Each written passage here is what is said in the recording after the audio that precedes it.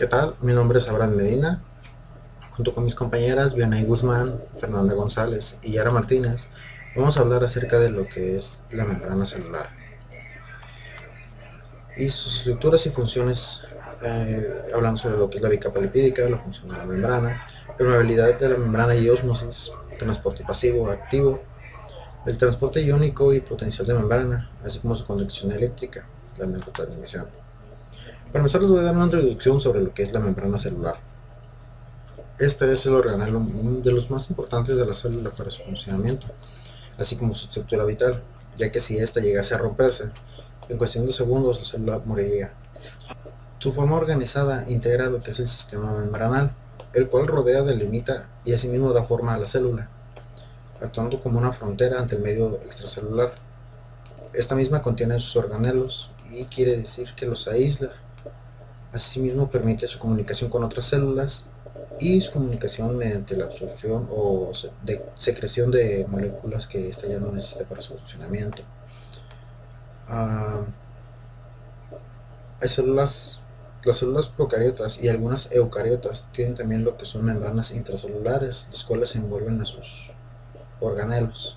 En el ejemplo que doy en la diapositiva, 6 por 10 a menos 9 es igual a 6.0000000006. Debido a su tan pequeña dimensión, no es posible observarlo perfectamente, lo cual nos dificulta lo que es su estudio. Para esto se formuló un modelo hipotético sobre su funcionamiento, el cual toma como base experimentos que nos llenan de información y sobre lo que es la estructura y fisiología de la célula, de la membrana celular. Este modelo toma el nombre de modelo del mosaico fluido,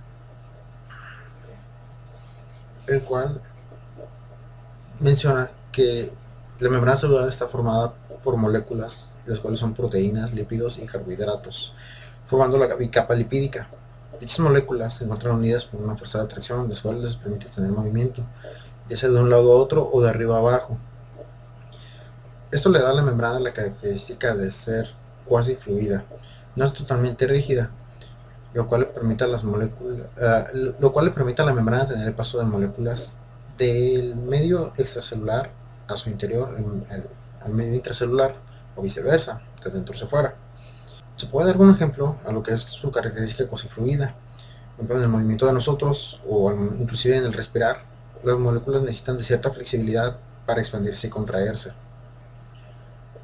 Ah, doy el paso a mis compañeras para que den la explicación más específica acerca de esto.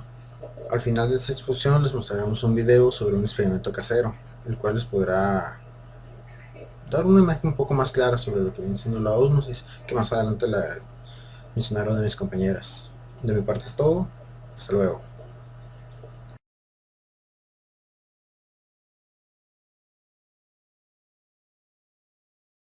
González y yo les voy a hablar sobre la bicapa lipídica y las proteínas de la membrana.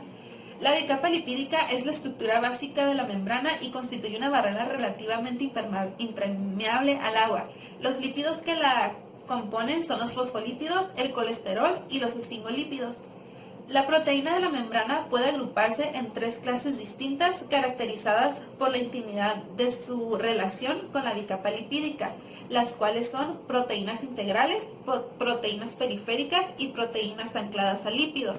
Las proteínas integrales son aquellas que penetran la bicapa lipídica, cruzan por completo la capa y funcionan como receptores que se unen a sustancias específicas en la superficie de la membrana. Las proteínas periféricas se sitúan fuera de la bicapa lipídica, ya sea del lado citoplasmático, aunque se relacionan con la superficie de la membrana mediante enlaces no covalentes. Las proteínas ancladas al lípido se localizan fuera de la bicapa lipídica en la superficie extracelular o en el citoplasma. Tienen enlaces covalentes con una molécula de lípido que se encuentra dentro de la bicapa. Permeabilidad de la membrana y la ósmosis. La permeabilidad de la membrana es la facilidad de las moléculas para atravesar esta misma. Esto depende principalmente de las cargas eléctricas. La membrana es sumamente selectiva, lo que significa que solo permite la entrada de ciertas moléculas y se los niega a otras. La permeabilidad depende principalmente de la solubilidad de lípidos que esto quiere decir que va a aceptar a los que se disuelven más fácilmente en el soluto. El tamaño, entre mayor tamaño, va a ser más difícil que logren pasar, y por la carga, ya que las moléculas cargadas por iones no pueden pasar tan fácilmente. La osmosis es básicamente el proceso por el cual el agua pasa a través de la membrana, dependiendo de la concentración de solutos en ambos lados de la membrana.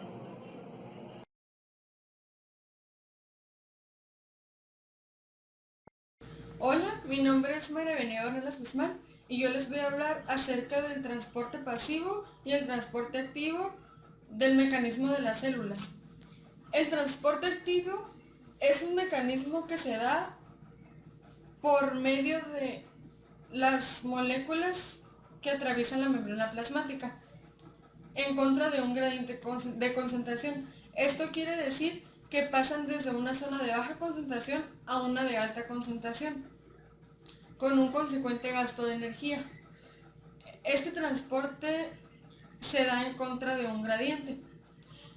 En el transporte activo podemos encontrar las ATPasas, que pueden ser una bomba de clase F, una de clase B, una de clase P y una bomba de clase ABC. La bomba de clase F se encuentra en la mitocondria y se conoce como sintasa. Esto quiere decir que sintetiza el ATP. Este tiene un mecanismo rotacional y se puede dividir en dos, que sería el F0 y el ATP F1. El F0 es hidrofóbica. Esta transporta las células a través de la membrana plasmática, y la F1 es la que es hidrofílica y se encarga de sintetizar el ATP de la membrana. La bomba de clase V se encuentra en las vacuolas de tipo ácidas. Únicamente se encuentra en las células animales que contienen ácidos. La de clase P son universales. Se encuentran en todas las células y lleva las moléculas en sentidos contrarios, es decir, que entran de 2 y salen de 2 en 2. O sea, entran 2 sodios y salen 2 potasios. Las de clase ABC, estas intervienen en el transporte de iones y moléculas a través de la membrana plasmática. El transporte pasivo se da a favor del gradiente, es decir, que no requiere de energía para llevarse a cabo. En el transporte pasivo podemos encontrar la difusión simple, la difusión facilitada, el transporte primario, el transporte secundario y la osmosis. Estas intervienen en el transporte de iones y moléculas a través de la membrana plasmática. El transporte pasivo se da a favor del gradiente, es decir, que no requiere de energía para llevarse a cabo. En el transporte pasivo podemos encontrar la difusión simple, la difusión facilitada, el transporte primario, el transporte secundario y la osmosis. La difusión simple, esta solo se da en la bicapa. Es el movimiento de las sustancias en un área de alta concentración. La difusión facilitada utiliza iones y este permite que las moléculas que no pudieron atravesar la membrana se difundan libremente de adentro hacia afuera en esta. El transporte primario usa energía a nivel de la proteína de la membrana, produciendo un cambio en el que transporta la molécula a través de otra. El transporte secundario utiliza energía para utilizar un gradiente a través de la membrana celular. Y luego utiliza ese gradiente para una molécula de su interés. La osmosis es el paso del agua a través de la membrana con un gradiente de concentración del sodio. En la osmosis podemos encontrar los isotómicos, los hipotómicos y los hipertónicos. Los isotómicos quiere decir que entra y sale la misma cantidad de agua a la membrana. Los hipotómicos quiere decir que sale más agua de la que entra a esta. Y el hipotónico quiere decir que entra más agua que la que debería de salir de la membrana plasmática. Esto es todo acerca del transporte activo y el transporte pasivo del mecanismo de las células.